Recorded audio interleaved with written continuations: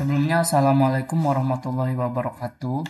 Perkenalkan, nama saya Andi Saputra, NIM 23050903, kelas B Ilmu Komputer. Di video presentasi kali ini, saya ingin menjelaskan terkait tugas akhir dari mata kuliah Inovasi Produk Perangkat Lunak. Di sini ada 6 kategori ya. Yang pertama, feedback loop. Nah, di feedback loop ini ada flowchart seperti ini nih, ya. Yang pertama ada flowchartnya tentang continuous improvement dan feedback loop. Di sini kita mulai, kemudian ada sumber feedback nih. Lanjut ke pengumpulan data, kemudian analisis feedback, prioritas perbaikan. Nah, di sini ada dua cabang, low priority atau high priority. Kalau low priority, dia langsung masuk ke backlog atau ditunda, lalu balik lagi ke sumber feedback. Nah, kalau yang high priority, sini ada implementasi perbaikan, monitoring hasil, kemudian feedback baru kembali lagi ke sumber feedback. Nah, gambar tersebut menunjukkan alur continuous improvement feedback loop, yaitu siklus meningkatkan sistem secara kelanjutan berdasarkan umpan balik atau feedback. Diagram ini menegaskan bahwa pengembangan sistem tidak terhenti setelah implementasi, melainkan terus dievaluasi dan memperbaiki secara interaktif. Nah, tadi yang udah saya jelaskan ya, ada mulai sumber feedback, kemudian ada pengumpulan data, analisis feedback, kemudian ada prioritas perbaikan. Nah, tadi ya. Kesimpulannya, diagram ini menggambarkan bahwa pentingnya sistem dilakukan secara interaktif dan berkesinambungan. Dengan adanya feedback loop, organisasi dapat memastikan sistem selalu relevan, efisien, dan sesuai dengan kebutuhan pengguna. Pendekatan ini sangat penting dalam pengembangan sistem informasi modern seperti SIM surat karena memungkinkan adaptasi cepat terhadap perubahan kebutuhan dan permasalahan di lapangan. Nah, lanjut kita ke yang kedua ya, indikator keberhasilan inovasi. Nah, di sini kan saya mengambil contoh dari jurnal SIM surat ya. Yang pertama ada analisis ROI, Return on Investment. Analisis Return on Investment atau ROI digunakan untuk menilai kelayakan finansial dari inovasi sistem informasi manajemen surat atau SIM surat dengan membandingkan total biaya pengembangan terhadap manfaat atau pengamatan yang diperoleh dari periode 1 tahun pertama. Nah, di sini ada A, biaya investasi, investment cost. Di sini ada tabelnya ya, ada komponen biaya, perhitungan, dan juga total. Nih, biaya pengembangan SDM. Di sini penghitungannya 100 jam kali 100 jam, dia jadi 10 juta ya. Nah, bisa dilihat aja di sini nih, dengan total 15 juta 100. Ini perbandingan biayanya ya. Kemudian, yang B, manfaat atau penghematan benefit per tahun. Sumber di sini ada tabel yang kedua ya. Ada sumber manfaat, perhitungan, kemudian total. Di sini total manfaat yang didapatkan yaitu 35.600.000. Kemudian yang C, perhitungan ROI. Rumus ROI itu ada ROI sama dengan total benefit dikurang total cost, kemudian dibagi total cost kali 100%. Nah, penghitungan seperti ini nih. ROI-nya tadi 35 juta 600 dikurang 15 juta 100 dibagi 15 juta 100 kali 100%. Jadi totalnya ini 135,7%. Nah, kesimpulannya dengan ROI sebesar 135,7%, proyek SIM surat dinyatakan sangat layak secara finansial karena mampu mengembalikan modal serta memberikan keuntungan signifikan pada tahun pertama implementasi. Nah, yang kedua, retention rate atau tingkat retensi pengguna. Retention rate digunakan untuk mengukur tingkat keberlanjutan penggunaan sistem oleh pengguna setelah implementasi awal. Simulasi dilakukan terhadap 10 pengguna pada minggu pertama setelah peluncuran sistem. Pengguna dianggap retype apabila melakukan login minimal 3 kali dalam 1 minggu. Di sini ada data simulasi pengguna. Ini ada tabelnya ya, nih ada user A, admin, ada user ID, role, login hari pertama, login minggu pertama, dan statusnya. Nih, bisa dilihat ini tabelnya. Tuh. Kemudian kita ke user station atau kepuasan pengguna.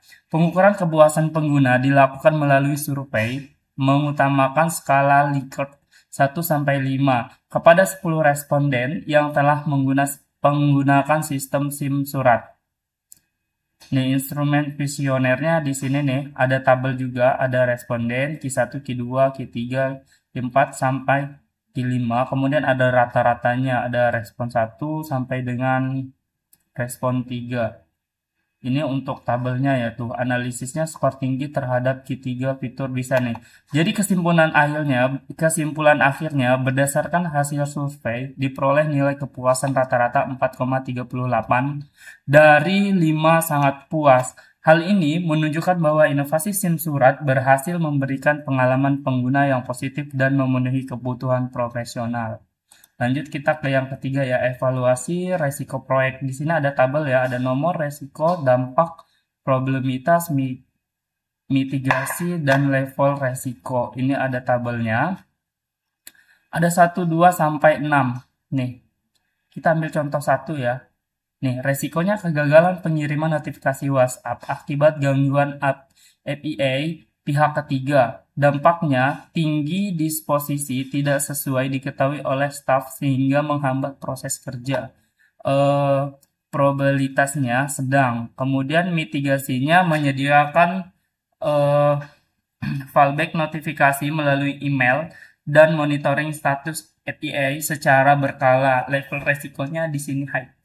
Nah, ini saya ambil contoh satu aja, langsung kita ke board ke board manajemen proyek sistem aplikasi surat. Board ini digunakan untuk mengelola pengembangan sistem aplikasi surat dengan metode Kanban yang membagi pekerjaan ke dalam beberapa tahap agar progres proyek dapat dipantau secara jelas dan struktur.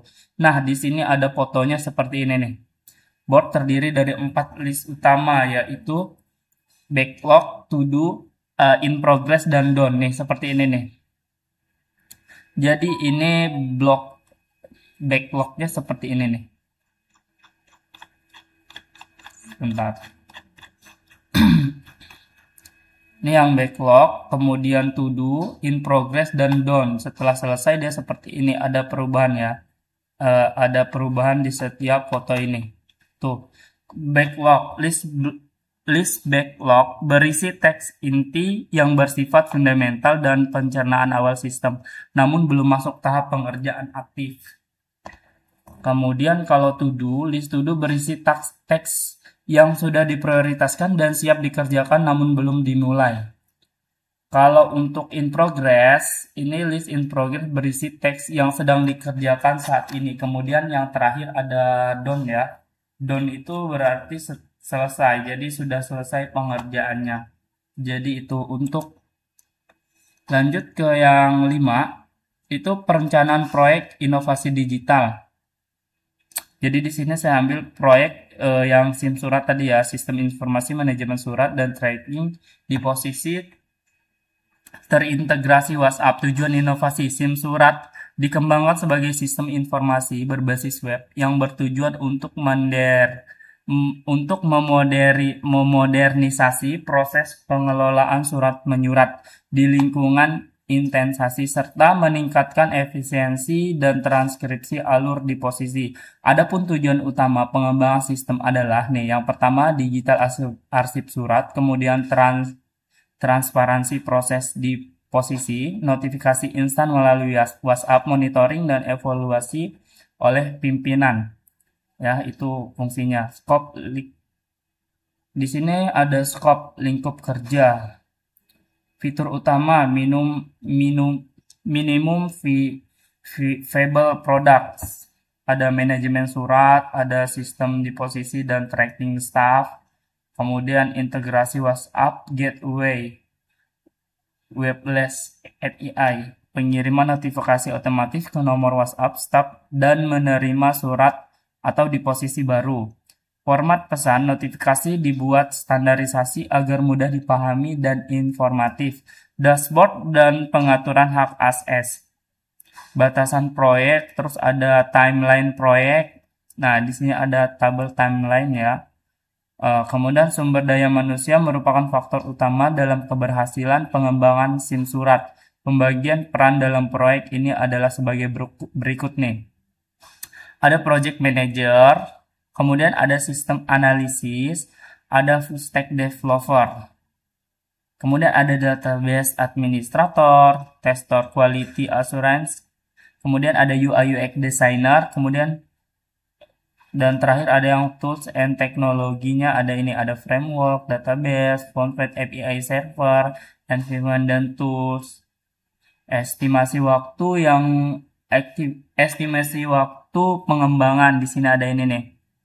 Nih, komponen. Dan juga ada estimasi waktunya. Setup sistem waktunya 15 jam. Modul surat dan logika di posisi ada 40 jam. Itu untuk estimasi waktunya ya. Dan yang terakhir di sini ada strategi mempertahankan inovasi jangka panjang untuk SIM surat ya. Pendahuluan ini di era transformasi digital yang berkembang pesat, keberhasilan sebuah inovasi sistem informasi tidak hanya ditentukan oleh keberhasilan implementasi awal, tetapi juga oleh kemampuan untuk bertahan, beradaptasi, dan tetap relevan dalam jangka waktu panjang. Caranya ada satu nih, menjaga relevansi jangka panjang. Agar SIM surat tetap relevansi dan rentan waktu 5-10 tahun ke depan, pendekatan user ditetapkan, yaitu sistem dikembangkan berdasarkan kebutuhan dan perilaku pengguna yang terus berubah. Yang kedua ada strategi pengembangan dan upgrade fitur.